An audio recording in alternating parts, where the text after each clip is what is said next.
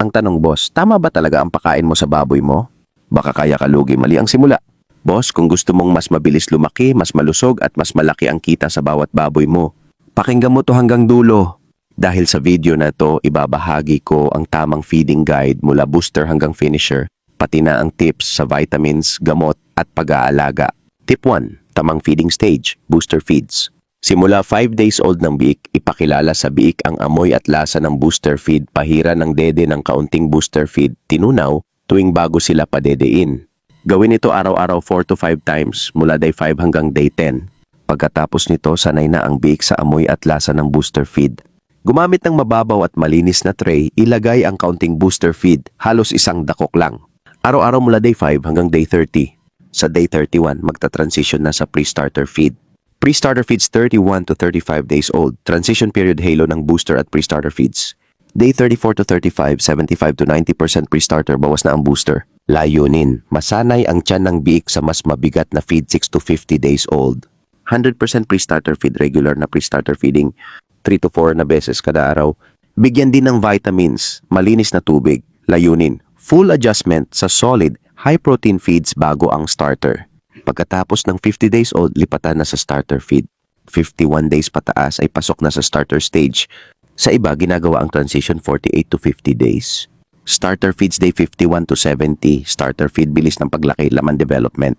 Ito na ang panahong mabilis ang paglaki. Bigyan ng 18 to 20% crude protein. Dito na rin sinisimula ng regular vitamins tulad ng King's Vita Plus. Grower feeds day 71 to 90.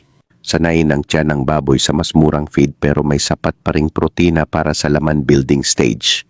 Pwede nang haluan ng darak at mais. Panatilihin ang 16 to 18% protein. Ito ang panahon ng laman building kaya importante ang balance. Purga, kada 2 linggo. Vitamina 1 to 2 beses kada linggo. Finisher feeds 91 day hanggang harvest, karaniwang 120 to 150 days old. Target dito ang pagtaba at pagkintab ng baboy. Pwede mong i-adjust ang feed mix para makatipid basta hindi bababa sa 14% ang protein. Mas mababa ang protein pero mataas sa energy at fat content para sa dagdag timbang. Pwede haluan ng mais up to 30%, darak up to 20% basta huwag bababa sa tamang energy at balance ng nutrients. Kasabay electrolytes lalo kung mainit ang panahon. Bitamina kung may stress o hina ang kain. Patuloy na obserbahan kung may signs ng sakit tips sa finisher stage. Huwag tipirin ng feed, dito ka nababawi ng kita. Bantayan ang tamang timbang per week. Iwasan ang stress, init at maruming kulungan para tuloy-tuloy ang kain at timbang. Tip 2, purga, bakuna, vitamins. Purga, kada 2 linggo sa unang 2 buwan. Bakuna, sundin ang schedule para sa hog cholera, mycoplasma at iba pang sakit. Bitamina, bigyan ng multivitamins kada linggo. Huwag kalimutang magbigay ng electrolyte kapag mainit ang panahon. Tip 3, kalinisan at space. Ang kulungan dapat malinis araw-araw, may sapat na ventilasyon, hindi masikip. Dahil ang stress sa kulungan ay katumbas ng mabagal na paglaki. Kung tama ang feed, tama ang alaga, tiyak ang kita. Walang shortcut pero may tamang sistema. Kung nakatulong sa iyo ang video na to, i-follow, i-like mo na ang page ko, Bobots Farm, Piggery at Fish Pond.